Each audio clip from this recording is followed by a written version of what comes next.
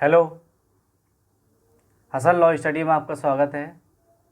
आज की इस वीडियो में हम चर्चा करने जा रहे हैं मुस्लिम विधि में, मुस्लिम लॉ में वक्फ के बारे में। मुस्लिम लॉ में वक्फ के बारे में। ठीक, अगर आप हमारे चैनल पर नए हैं तो मेरा चैनल नीचे रेड बटन दबाकर अभी सब्सक्राइब कर लें, बिल्कुल निःशुल्क है। मेरी इस वीडियो को लाइक करें, शेयर करें और कमेंट भी किया करें। वक्फ का जो शाब्दिक अर्थ है वो है बांधना या रोक कर रखना।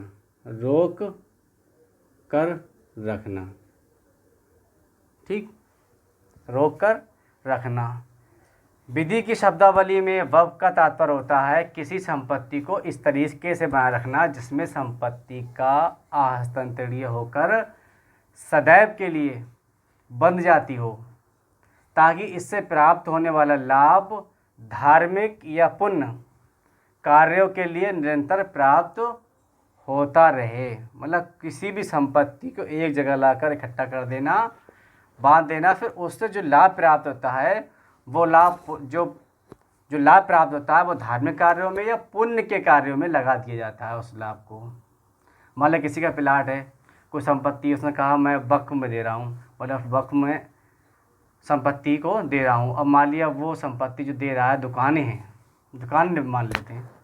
अब दुकानों से आय इनकम प्राप्त होती है, तो वो जो आय है, जो लाभ है, वो लाभ होगा वो धार्मिक कार्यों में या पुण्य के कार्यों में खर्च होगा। मुसलमान वक्फ विधिमान्यकरण अधिनियम 1913 की धारा 2(1) के अनुसार जो वक्फ की परिभाषा दे रखी है, मुसलमान वक्फ विधिमान्यकरण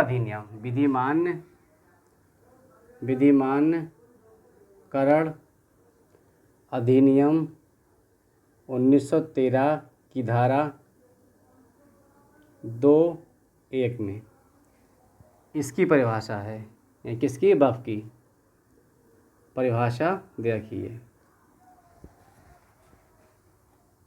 क्या परिभाषा देखिए, क्या अर्थ दे रखा है।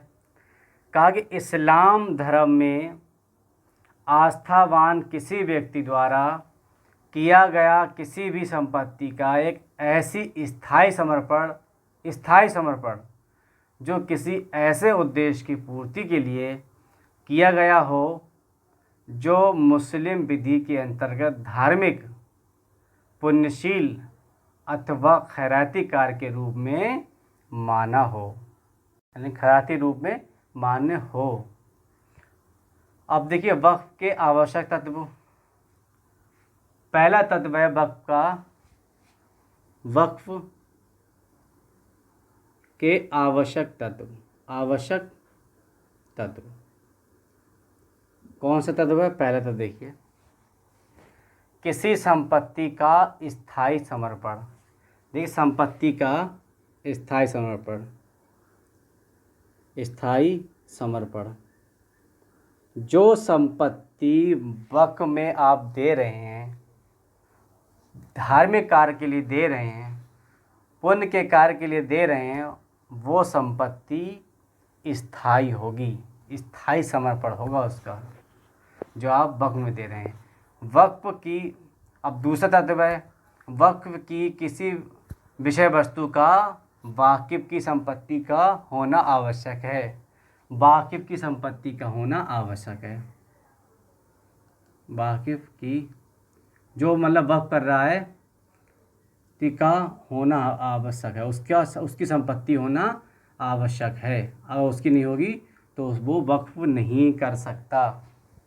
ठीक, यानी कि जो समर्पण करता है, समर्पित करने वाली संपत्ति पर स्थायी रूप से उसका नियंत्रण होना आवश्यक है।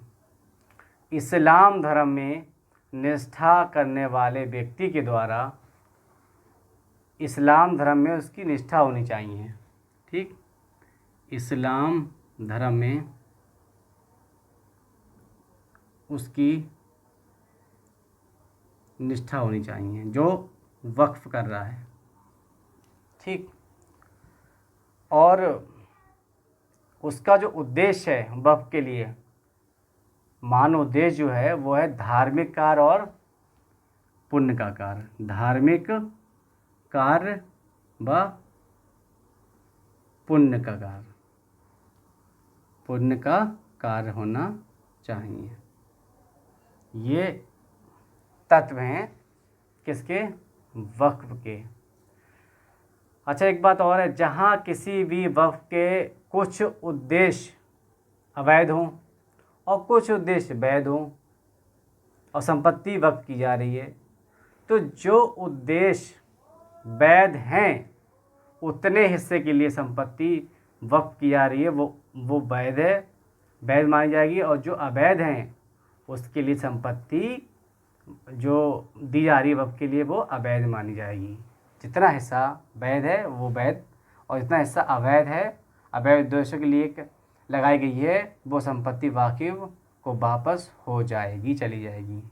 तो इसी में क्वेश्चन आता है, मुतवल्ली कौन है? मुतवल्ली कौन होता है? देखिए, मुतवल्ली कौन है? ठीक, मुतवल्ली कौन होता है? कोई व्यक्ति जो स्वस्थ चित्त है, वयस्क हो, मुतवल्ली होने के लिए सक्षम माना जाता है।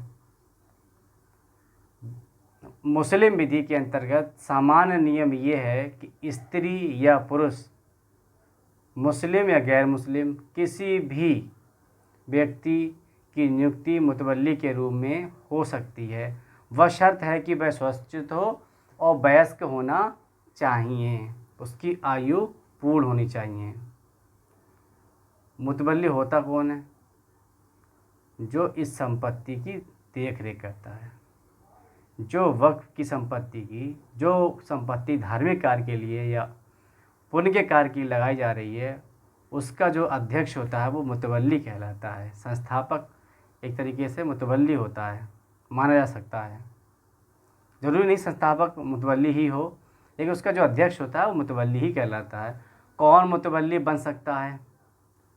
कौन बन सकता है? अभी मैंने बताया, चाहे स्त्री हो, पुरुष हो, किसी भी धर्म का हो, चाहे मुस्लिम हो, वो मुतवल्ली बन सकता है। संस्थापक मुतवल्ली बन सकता है। ठीक, कौन बन सकता है? कौन बन सकता है? नंबर 1, संस्थापक मुतवल्ली हो सकता है, जो संस्थापक होता है इसकी। दूसरा, उसके बच्चे मुतवल्ली बन सकते हैं वक्फ के, जो वक्फ संपत्ति की गई उसके लिए। ठीक। नंबर 4, स्त्री कोई भी। नंबर 4, गैर मुस्लिम लोग, कोई गैर मुस्लिम है तब वो बन सकता है चाहे तो। ठीक है, इतने लोग इसके अध्यक्ष यानी कि मुतवल्ली बन सकते हैं। मुतवल्ली पद के लिए लिंग या धर्म कोई अवरोध नहीं है, किस तरह का कोई रुकावट नहीं है। स्त्री पुरुष मुतवल्ली बन सकता है। मुतवल्ली जो को वक्फ के अंतर्गत विशेष व्यक्तियों का विशेष कर्तव्य जो होते हैं उन्हें पालन करने के लिए समर्थ होना बस आवश्यक है। जो समर्थ कार्य हैं अगर वो कर लेता है तो फिर वो मुतवल्ली बन सकता है। अब मुतवल्ली का कार्यकाल कितना होगा? एक केस है बशीर रिजवी का। बशीर रिजवी बना छत्तीसगढ़ राज्य। बशीर रिजवी का केस है, रिजवी वर्सेस छत्तीसगढ़ वक्फ बोर्ड। ठीक, ये 2012 का केस है। इस केस में ये कहा गया, समय के बारे में, मुतवल्ली कार्यकाल के बारे में ये कहा गया, इसमें ये था कि एक मुतवल्ली ने अपने आप को आजीवन मुतवल्ली होने का दावा किया कि मैं पूरी उम्र मुतवल्ली रहूँगा इस ट्रस्ट का, जबकि बोर्ड के द्वारा गठित जो समिति है उस समिति के द्वारा मुतवल्ली का कार्यकाल 3 वर्ष या 5 वर्ष, 3 वर्ष या 5 वर्ष निर्धारित किया गया। यानी कि जो बोर्ड था, एक समिति थी, उस समिति के द्वारा जो कार्यकाल था मुतवल्ली का वो 3 वर्ष या 5 वर्ष। और उस बोर्ड का जो मुतवल्ली है वो स्वयं सदस्य भी रहा, स्वयं सदस्य भी था, और कुछ सदस्य भी था, वही तय भी कर रहा कि या तो 3 साल रहेगा या 5 साल रहेगा। और उसे 5 वर्ष के लिए नियुक्ति भी किया गया था। जब उसकी नियुक्ति हुई तो उससे कहा, उसके लिए जो इलेक्शन वगैरह हुआ था वो 5 वर्ष के लिए ही हुआ था सिर्फ। लेकिन अब वो बाद में दावा करने लगा कि मैं आजीवन मुतवल्ली रहूँगा। तो कोर्ट ने कहा ऐसा नहीं हो सकता। न्यायालय ने उसे आजीवन मुतवल्ली नहीं माना, क्योंकि समिति में भी वही था। जब नियुक्ति हुई तब भी उसे 5 वर्ष का कार्यकाल दिया गया, तो फिर कैसे कह सकता है। तो इसके कार्यकाल जो समिति तय करती है उसके अनुसार माना जा सकता है, 3 साल या 5 साल या 2 साल, जैसा समिति में लिखा गया है। स्पष्ट कार्यकाल नहीं है। अच्छा, कब या कौन सी परिस्थितियां हैं जिसमें कोई स्त्री या गैर मुस्लिम व्यक्ति मुतवल्ली नहीं हो सकता? देखिए, वैसे मुतवल्ली हो सकता है, लेकिन कुछ धार्मिक कार्य हैं, उन कार्यों को करने के लिए मुसलमान होना ज़रूरी है या पुरुष होना ही ज़रूरी है। तो स्त्रियां और गैर मुसलमान व्यक्ति कब मुतवल्ली नहीं हो सकता? मुतवल्ली को यदि सज्जादा नशी और धार्मिक प्रमुख के रूप में कार्य करना हो तब इस पद पर नहीं रह सकते। मुतवल्ली को यदि इमाम जो धार्मिक प्रार्थनाओं का नेतृत्व करता है के रूप में कार्य करना हो तो इस पद पर ना स्त्री आ सकती है, ना कोई गैर मुस्लिम। मुतवल्ली को यदि एक मौलाना के रूप में, एक मुल्ला के रूप में कार्य करना हो, उस स्थिति में भी कोई स्त्री या गैर मुसलमान नहीं आ सकता। मुतवल्ली को यदि कातिब अथवा धर्म उपदेशक के रूप में कार्य करना हो तो भी, मुतवल्ली को यदि किसी दरगाह के मुजावर के रूप में कार्य करना हो, दरगाह के मुजावर के रूप में कार्य करना हो, ये सभी कार्य धर्म से संबंधित हैं। और इमाम की परंपरा इस्लाम के अनुसार महिलाएं या गैर मुस्लिम व्यक्ति इन्हें नहीं संपन्न करा सकता। इन परिस्थितियों में वह मुतवल्ली नहीं हो सकती या हो सकते। अब अगला टॉपिक है मुतवल्ली को हटाया जाना। मुतवल्ली को हटाया जाना, ठीक, कब हटाते हैं? मुतवल्ली को हटाए जाने से पूर्व उसे सुनवाई का अवसर प्रदान करना चाहिए। प्राकृतिक न्याय का जो सिद्धांत है उस सिद्धांत का पालन करना चाहिए। जहां मुतवल्ली को जांच में भाग लेने का पूर्ण अवसर मिला हो वहां ये नहीं कहा जा सकता कि सुनवाई का अवसर नहीं मिला। अगर मुतवल्ली को ये अवसर मिल चुका है तो वो ये नहीं कह सकता प्राकृतिक न्याय का उल्लंघन हुआ है, मेरे सिद्धांतों का उल्लंघन हुआ है, या मुझे सुनवाई का अवसर नहीं मिला। मुतवल्ली तथा सज्जादा नसीर में अंतर देखिए। वक्फ के प्रबंधक, जो वक्फ है उसके प्रबंधक या अधीक्षक को मुतवल्ली कहते हैं। सार्वजनिक नमाज के समय या खानकाह में सबसे आगे चटाई पर बैठने वाले को सज्जादा नसीन कहते हैं। कुछ जगह जो नमाज के लिए कहा गया इमाम भी उन्हें कहा जाता है, लेकिन सज्जादा नसीन वही होता है जो किसी खानका वगैरह में बैठा होता है सबसे आगे। अंतर, महिलाएं तथा गैर मुस्लिम मुतवल्ली का पद धारण कर सकते हैं। महिलाएं और गैर मुस्लिम मुतवल्ली का पद धारण कर सकते हैं, जबकि सज्जादा नसीन के पद पर महिलाएं या गैर मुस्लिम लोग आसीन नहीं हो सकते, उन्हें नहीं बिठाया जा सकता इस पर। मतलब ये कहा जाए कि जो सज्जादा नशीन होता है वो मुतवल्ली तो हो सकता है, लेकिन जो मुतवल्ली है ज़रूरी नहीं वो सज्जादा नशीन हो। कि जो स्त्री है स्त्री की मुतवल्ली है या कोई गैर मुस्लिम है तो क्या वो सज्जादा नशीन हो सकता है? नहीं हो सकता।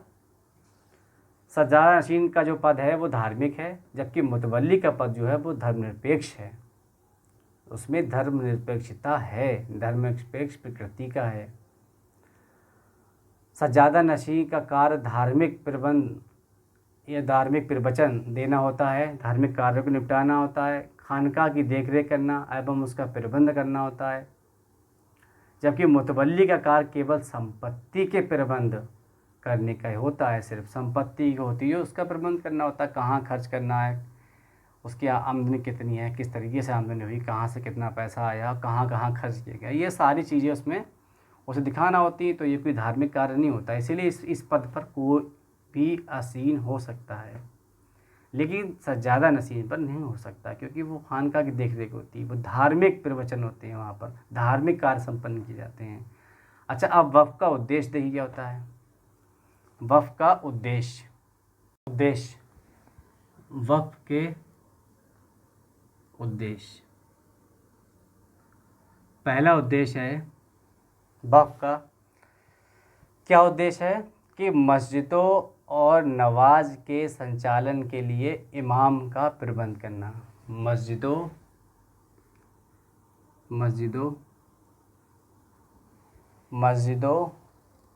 और नमाज के संचालन, मस्जिदों व नमाज के संचालन के लिए इमाम का प्रबंध करना है। ठीक है, ये उसका उद्देश्य है पहला, कि वो मस्जिदों में जो नमाज है उसे संचालन के लिए इमामों का प्रबंध करे, उपबंध करे, मस्जिदों को देखे पहले। दूसरा है कि इमाम बाड़ों और मस्जिदों की मरम्मत कराए। जो इमाम बाड़े हैं जहाँ से ताजिया उठता है, इमाम बाड़े व मस्जिदों की मरम्मत कराए। ठीक, मस्जिदों की मरम्मत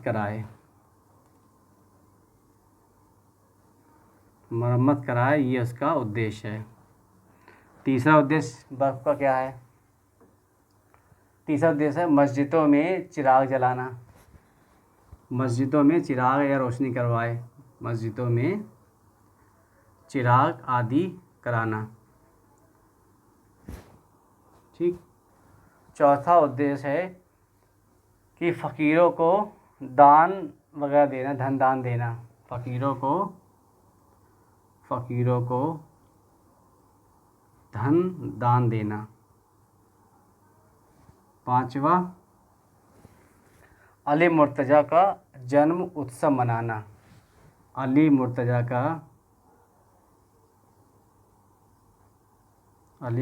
का जन्म उत्सव मनाना, की पैदाइश का जश्न वगैरह या जो इंतज़ाम करना, जलसा वगैरह कराना। ईदगाह को दान देना, ठीक है, ईदगाह को देखना, ईदगाह को दान देना, ईदगाह के लिए देखभाल करना, जो कार्य वगैरह हो ईदगाह के लिए वो कराना। कॉलेजों को दान देना, इस आगे मैं यहाँ लिख रहा हूँ, कॉलेजों को दान देना। ठीक है, नंबर 7, कॉलेजों को दान देना। नंबर 8, कोई अगर गरीब व्यक्ति हज या मक्का जा रहा है तो उसकी मदद करना। कोई गरीब हज या मक्का जा रहा है तो मदद करना। ठीक, ये इसका उद्देश्य है। तो इतने उद्देश्य वफ़ के हैं। ठीक, एक बार फिर से देख लीजिए, मस्जिद और नमाज के संचालन में इमामों का प्रबंध करना, इमामों की व्यवस्था करना, इमाम बाड़ों तथा मस्जिदों की मरम्मत कराना, मस्जिदों की मरम्मत कराएं अगर कहीं कोई कमी है मस्जिदों। नंबर 3, मस्जिदों में चिराग आदि कराना, रोशनी कराना, ये वफ़ का काम है, मुतवल्ली का काम है। फ़कीरों को धन आदि का इंतजाम कराना, अली मुर्तज़ा का जन्मोत्सव बनाना, ईदगाह को दान देना, ईदगाह की मरम्मत वगैरह जो ईदगाह में काम होना है उस काम को कराना, कॉलेजों को दान देना, गरीबों को धन वितरण करना, वो गरीब जो मक्का या हज करने जा रहा है तो उसकी आर्थिक मदद करना, ये कार्य इसके उद्देश्य हैं, वक्फ के ये उद्देश्य हैं। तो आज की इस वीडियो में मैंने चर्चा की वक्फ के बारे में। अब मिलते हैं अगले वीडियो में, तब तक के लिए बाय। जुड़े रहिए हसन लॉ स्टडी के साथ।